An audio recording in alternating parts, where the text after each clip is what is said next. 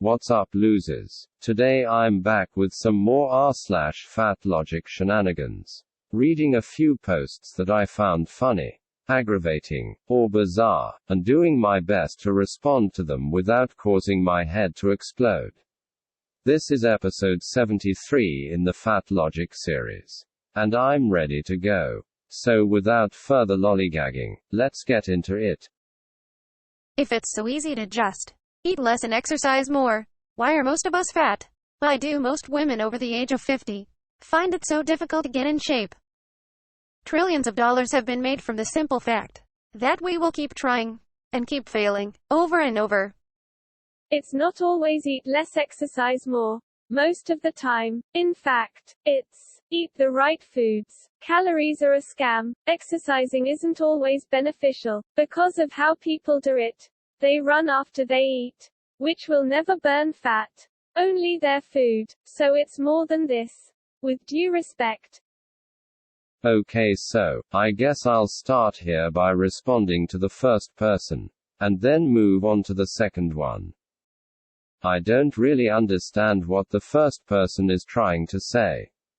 If I'm being perfectly honest. I don't think the point people are making when they promote calories in, calories out as a weight loss method is necessarily that this will make losing weight easy for everyone. It's more that it will make it uncomplicated and ensure that people fail only out of a lack of discipline in adhering to the plans which they have set for themselves, and not out of ignorance about what they are supposed to do. Whether this will make weight loss, quote unquote, easy, will vary from person to person. If you're not an emotional eater, and you have reasonable discipline, it probably will be easy for you. If you're the opposite, it will be hard. What matters most, however, is that people do not waste their time and effort on more out there diet plans which do not work, and become discouraged about the possibility of weight loss altogether when they fail. Which, sadly, is something that happens quite a lot in the diet sphere as it exists today.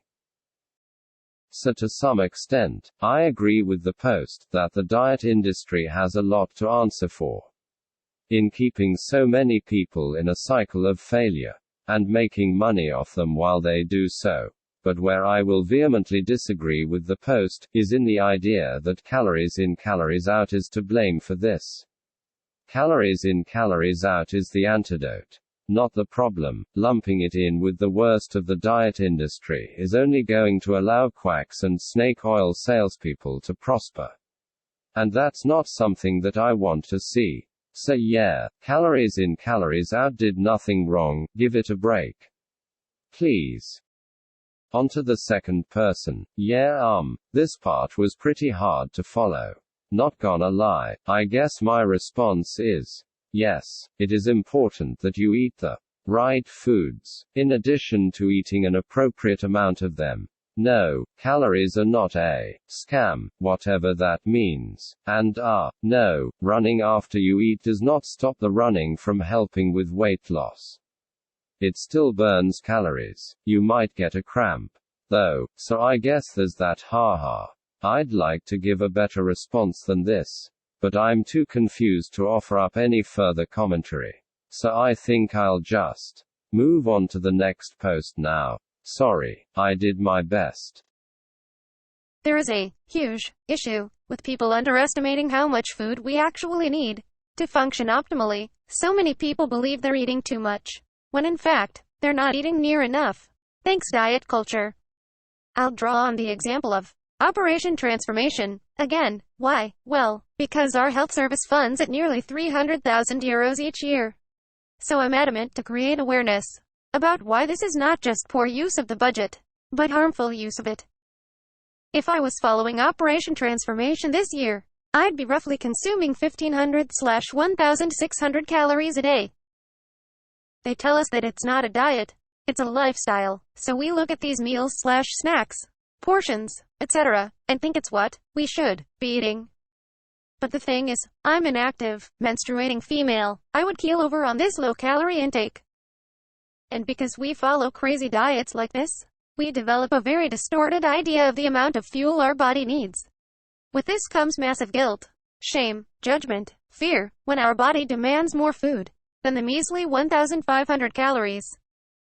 So if you needed to hear this today, we need a substantial amount of food for well-being. And unless you're a young girl, it'll be a lot more than 1,500 calories. The amount of fuel you need will be determined by many factors. It won't be the same every day. Some days will be much hungrier than others. Your body does not need a calorie calculator to tell you how much food it needs. Your body knows exactly, even if it doesn't trust it just yet. It is innate, likely buried deep beneath lots of diet culture nonsense. But you can access that innate wisdom again. It is possible to reconnect to it. Intuitive eating helps you reconnect. Trigger warning. Mention of numbers. According to double water labeled trials, the average energy balanced woman eats between 2,400 to 2,900 calories a day. 1,500 is eat your own or MOF territory, and people only think 1,500 is okay. Because most calorie recommendations are based on self-reported caloric intake from food diary studies. However, due to weight stigma, people underreport their intake in these diary studies. Oh boy, that was a long one. Where to begin? I guess the biggest takeaway from the post is how utterly laughable the poster's perspective on what constitutes a reasonable calorie count is. Like, she literally claims that she would keel over, eating around 1,500 calories per day. And that this is eat your own arm off territory. Which, I'm sorry, just no 1,500 calories is really not that low a number. And if you see a number like that and think that you would be completely unable to cope eating that much in a day, that should probably tell you that your eating has gotten more than a little out of hand. Am I saying that 1,500 is enough for everybody? Absolutely not. People are different sizes, have different lifestyles, and pursue different body goals. But at the very worst, eating that much should leave you a little hungry and unsatisfied. It is not some crazy starvation rations number, especially for an average size woman. And I don't know who this woman is kidding when she tries to claim that it is. I mean, plenty of women, and men for that matter, do eat 1,500 calories. And some eat significantly less, without keeling over, or wanting to eat their own arm. It's very obviously not as bad as the post suggests that it is. And I can only assume that the post is intended to scare fat people off from reducing their calorie consumption, rather than present any kind of reasonable, general-purpose dietary advice. So that's not great. I'm not a big fan of the intuitive eating messaging here either, because it also seems to be geared more towards making fat people feel better about their self-destructive consumption habits than helping anyone adapt to a healthier diet. By promoting the idea that the body can perfectly gauge how much food it needs at all times, and communicate this perfectly to its host through hunger signals. The post is basically saying that as long as you believe hard enough, anything you eat, in any amount, can be considered healthy, by virtue of it being a natural bodily response, which not really. The body is not nearly so finely tuned in this regard as the post seems to suggest. And if someone becomes obese through following their intuition, it doesn't matter how faithful they might have been to hunger cues. They have a problem, and something needs to be done about it. It's as simple as that.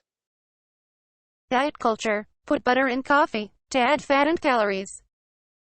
Also diet culture. Don't add cheese to salads. You'll add fat and calories. So I wanted to include this one at the end because, when I first saw it, I thought that putting butter in coffee must have been some wacky invention of fat activists to try to expose the hypocrisy of diet culture, and I was all set to roast them for letting their imagination get away from them. But then, luckily, I googled it, and apparently this is actually a thing. that people really do, which floored me, because it just sounds weird and gross to me. So yeah, I guess I've got to give it to the fat activists on this occasion. Does it really tell us anything about dieting in general? No, but who cares? I'm feeling generous. Fair play, fat activists. You win this round. Oh yeah, and for what it's worth, I wouldn't eat salad with cheese either, because it sounds similarly yucky. Then again, I don't enjoy salad or coffee at the best of times. So what would I know? Well, that's all I've got for you today. I hope you enjoyed checking out these posts with me and hearing my opinions on them.